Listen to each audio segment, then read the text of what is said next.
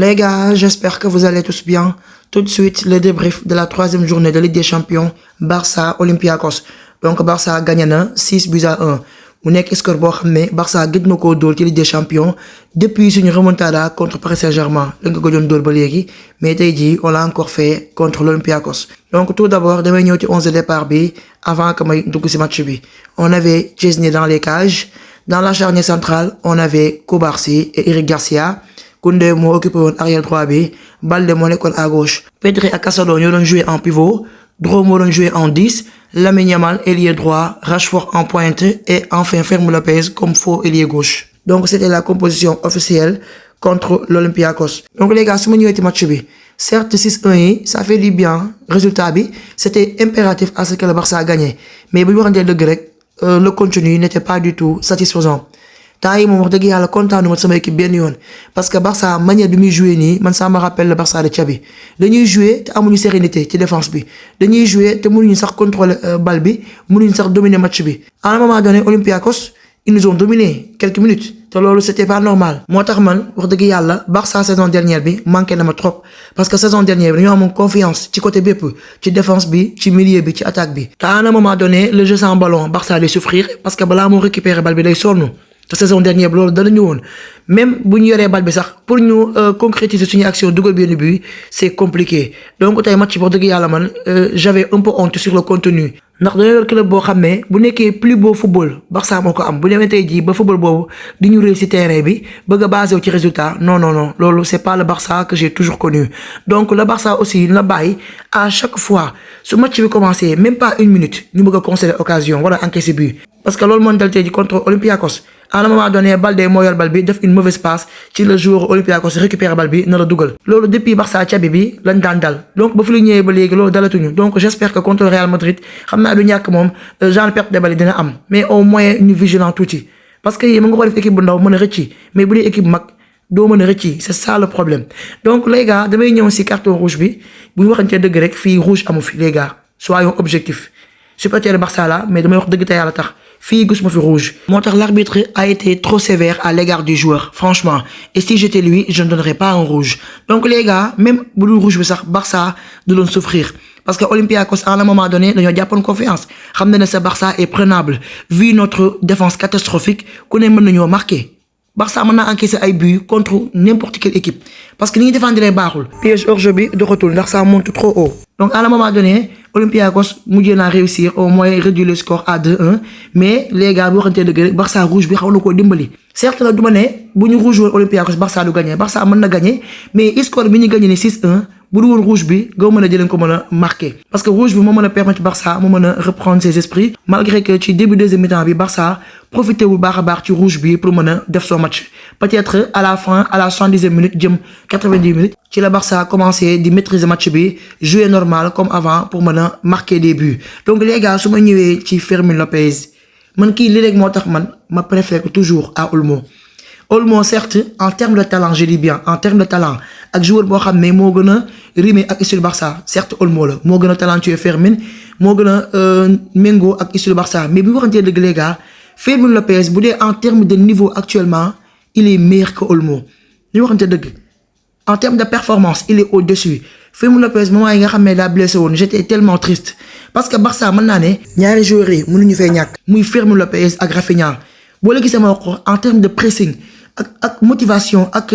envie bi nga xamante ni si mi ngi koy wane sur le terrain gis nga Fermin joueur la boo xam ne Barça def match bu baax wala Barça def match bu bon moom il s'en fout moom li muy di jënt mooy day def matcham tout le temps dans le pressing haut il est là l'agressivité les récupérations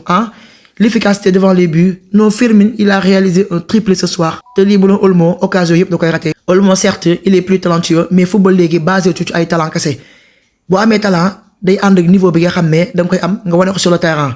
Donc instant yi niveau bi moo tax Fermin actuellement normalement moo war a nekk le titulaire indiscutable devant Olmo jusqu'à ce que Olmo mën a rayante pour mën a nanguwaat place am mais pour l'instant franchement Fermin il est stratosphérique il est incroyable il est meilleur que Olmo. Donc Fermin bokk na ci joueurs yi manqué woon Barça trop malgré que l'équipe jouait sans envie mais moom il est toujours là à faire ce qu'il faut. Donc genre Fermin ak Rafinha mënuñoo blessé ndoo sinon Barça day am problème ci pressing parce que ñoom ñaar ñoo nekk les joueurs qui pressent le plus bu dee joueurs yi nga xamante ne si dañuy joxe énergie Fermin la ak Rafinha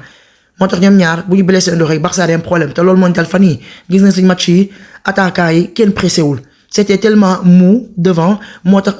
piège hors jeu bi mënut a fexe ba marcher derrière et on encaissé beaucoup de buts mais quand les Fermin et Rafinha sont là ensemble dans ce cas pressing mi dina dox bu ko defee piège hors jeu bi mën a marcher donc bravo à Fermin pour le triplé et je suis fier de lui xam naa ne instant yi mi ngi en forme donc classico bi il est très attendu et que il nous fera beaucoup de bien donc les gars su ma ñëwee ci Lamine Yamal dernièrement kenn xàmmeetu ko xaw ma lu waral loolu nag xaw ma baisse de forme la xaw ma blessure bi mu jugee pub bi moo tax nangootu la jouer normal je sais pas ndax depuis ba mu revenir des blessures Lamine Yamal bi ñu xamoon daaw di jouer avec envie motivation rapidité percussion coller la ligne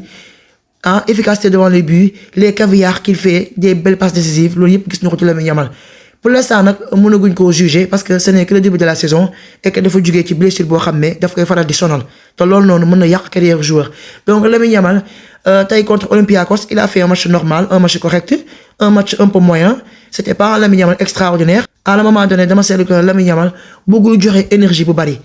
bu yoree ba sax au lieu que mu dem def duel face à face à 1 contre 1 day préférer def une passe en retrait mën naa baisse de forme la wala mën naa peut-être dafa bëgg a sakkanal énergie am pour classico bi di ñëw contre le Real parce que classico bi moom ça demande d'une haute intensité donc j'espère que la classico bi moo tax mu jouer nii pour mën a joxe lu bari. donc à un moment donné Barça am na penalty ci Rashford Lamine Yamal il a pris la balle te dugal penalty bi te j'espère que bii bi daal dina ko remettre en confiance mu nekkaat la Lamine Yamal qu'on a connu la saison dernière mais Lamine Yamal bi ma gis actuellement nii moom franchement ça me plaît pas du tout donc les gars damay mujj ci Rashford parce que match bi. donc les gars su ma ñëwee ci Rashford lui également il a réalisé un doublé dans ce match-là xam naa ne bii moom ça lui fera beaucoup de bien ndax depuis le début de la saison il ne cesse d'être décisif donc Rashford bu ñëwee Barça c'est pour se relancer pour nekkaat vrai Rashford bi nga xam ne xamoon nañ ko bi muy def ses débuts avec le Manchester United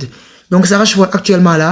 waaw c'est bon signe et j'espère que pour le Classico il va nous sortir un masterclass donc on verra d'ici la fin de la saison ba xam Rashford il va retrouver son vrai niveau ou non mais en tout cas daal moom il a fait un bon match il s'est géré donc les gars le Barça est actuellement 3e du classement provisoirement pour l'instant parce que yeneen équipe bi instant yi am na ñoo xam ne tey la ñuy jouer am na ñoo xam ne suba donc on verra ndax ça dépend des résultats du match bu fekkee yeneen équipe yi nga xam ne amoon nañ 6 points bu ñu gagnewaatee ils seront devant le Barça ndax bu ñu fàttali Barça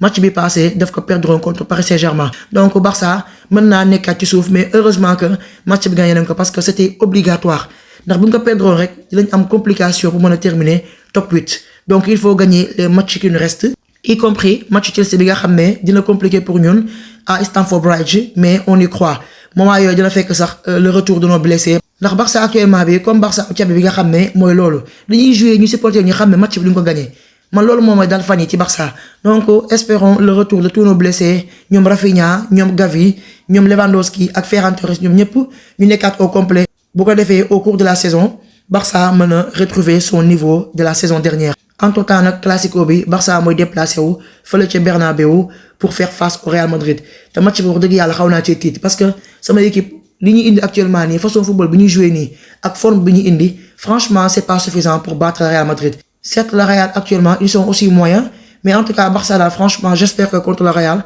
ce sera un autre match, un match différent pour les battre. Parce que le Real doit règle de barre. Ils seront à 5 points d'avance sur Modjoumou, et dans ce cas, on va les laisser filer. Donc, pour ne pas être hors course de la Liga, il faut impérativement les battre. Voilà, au moins, nous décrocher un match nul. On a le moment de la défaite, parce que la défaite est bien arrangée.